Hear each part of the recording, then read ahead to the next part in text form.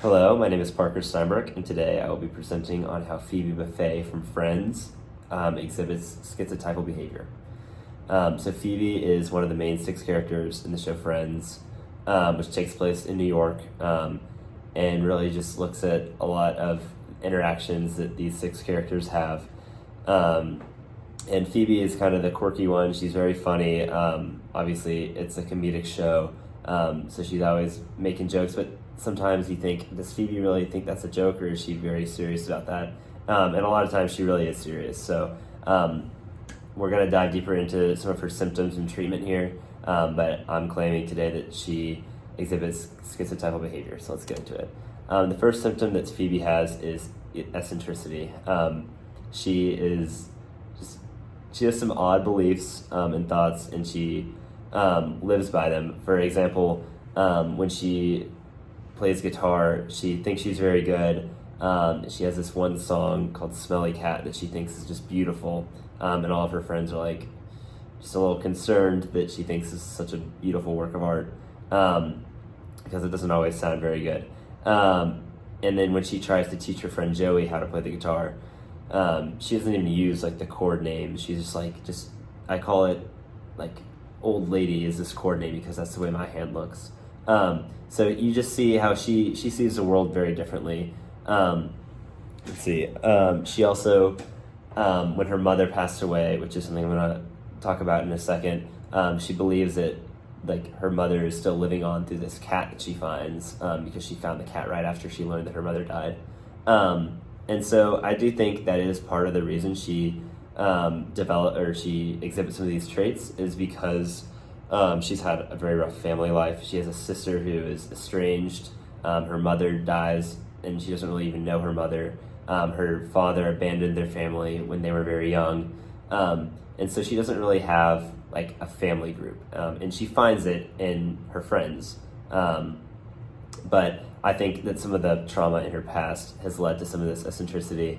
And that's kind of why you see that in her.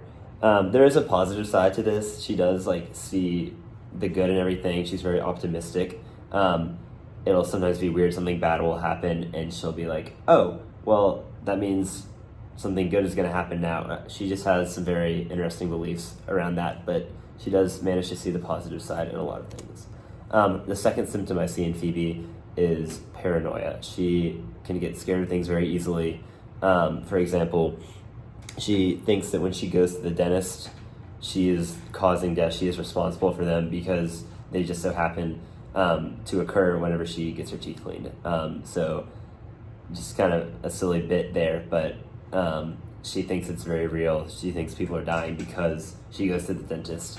And another example of this, kind of tying back into the family thing, is she is too afraid to go into her father's house where she thinks her father lives, even though she hasn't talked to him in years, because she is paranoid that he's not going to want to talk to her, he's going to be mad at her, he's going to hate her.